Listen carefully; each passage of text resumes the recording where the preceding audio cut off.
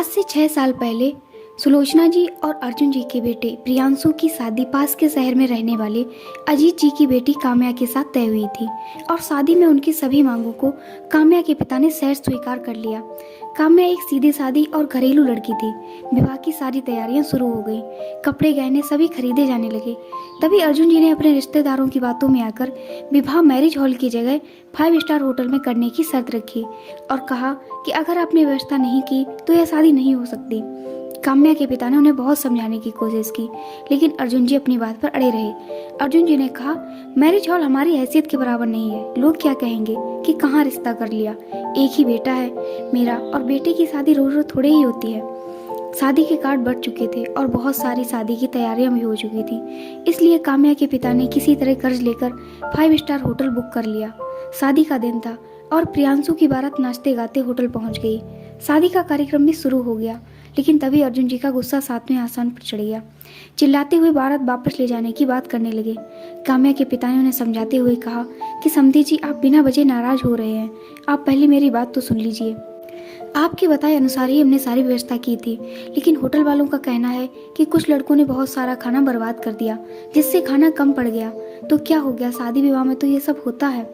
और अब क्या मेरे रिश्तेदार भूखे ही रहे? अर्जुन जी ने गुस्से में कहा।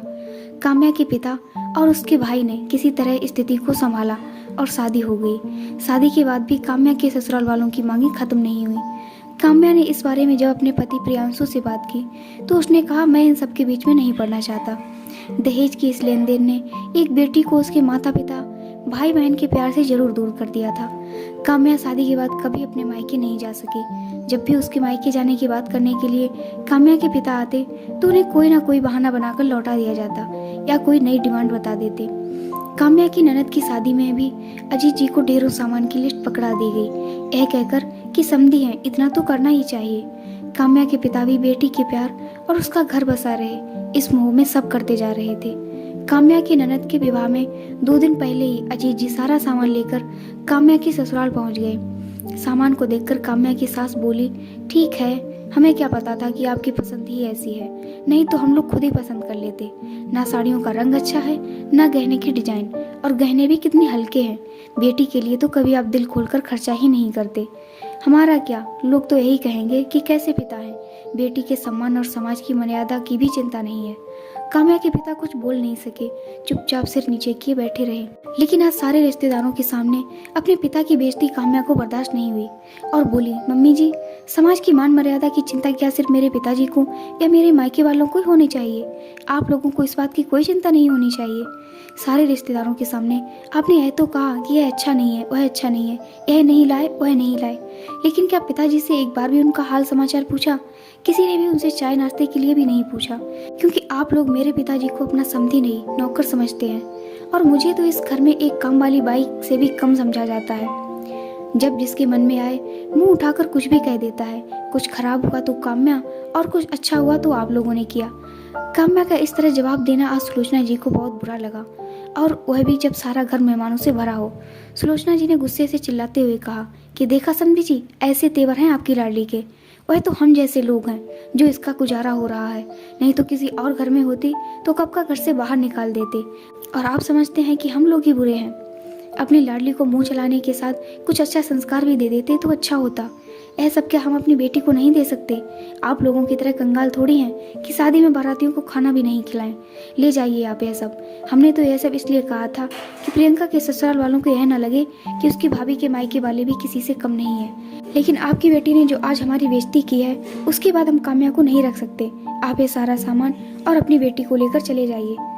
काम्या के पिता अजीत जी ने सुलोचना जी को समझाने की कोशिश की, लेकिन वह कुछ सुनने को तैयार नहीं थी। धीरे धीरे बात बढ़ती ही गई। तभी वहाँ काम्या के ससुर और उसके पति प्रियांशु आ गए। उनके सामने सुलोचना जी और उनके रिश्तेदारों ने काम्या को गलत बताया। प्रियांशु ने कहा, काम्या, तुम इसी समय अपने पिता को घर से बाहर निकालो और तुम अपने सारे रिश्ते इनके साथ खत्म करो, तो ही तुम इस घर में रह सकती हो, नहीं तो तुम भी चली जाओ यहाँ से। मैं अपने माता पिता का अपमान बर्दाश्त नहीं कर सकता। काम्या ने कहा, बहुत अच्छे विचार हैं तुम्हारे प्रियांशु। तुम्हारे माता पिता हैं और मेरे माता पिता कुछ भी नहीं। तुमने तो सच जानने की जरूरत भी नहीं समझी। पिताजी की तो छोड़ो, तुम्हें तो मेरे सम्मान की भी परवाह नहीं, वरना तुम इस तरह की बातें नहीं करते। और तुम चाहते हो कि मैं अपने पिता के से सारे रिश्ते खत्म कर लूं, तो यह भी सुन लो, पिताजी के साथ मेरा रिश्ता भगवान ने जोड़ा है। वह मेरे पिता हैं, जन्मदाता हैं। मैं चाहूँ तो भी ये रिश्ता खत्म नहीं हो सकता है। हाँ, आज अभी तुमसे सारे रिश्ते जरूर खत्म करती हूँ। मैं भी अपने सम्मान को रोज रोज मारते थक गई हूँ। अब और जिंदा लाश बनकर नहीं रह सकती। और रहूँ भी किस लिए? ऐसे घर के लिए जहाँ मेरी कोई कदर नहीं, मेरी सेवा, मेरे प्यार का कोई मोल नहीं। सिर्फ तुम्हारे घर वालों की सेवा करती रहूं और तुम्हें बिस्तर का सुख देती रहूं। क्या मेरा सिर्फ इतना ही वजूद है तुम्हारी नजरों में? तुम्हें आज इसे भी खत्म करती हूँ। और हाँ प्रियांशु, मांग में सिंदूर तो कोई भी भर देता है, लेकिन जो दिल के खालीपन को भरे वही सही मायने में जीवन साथी होता है। काम्या के पिता ने सबको बहुत समझाने की कोशिश की, लेकिन कोई समझने को तैयार नहीं था। काम्या के ससुराल वाले उसका घर टूटने का सारा दोष उसके पिता अजीत पर लगा रहे थे। काम्या के पिता ने काम्या को भी समझाया, बेटा 2 दिन बाद घर में शादी है, लोग आएंगे। जब सबको पता चलेगा कि घर की बहू ही घर में नहीं है तो क्या सोचेंगे? क्या इज्जत रह जाएगी समाज में अर्जुन जी और सुलोचना जी की, इस घर की? कैसी कैसी बातें करेंगे लोग तुम्हारे बारे में।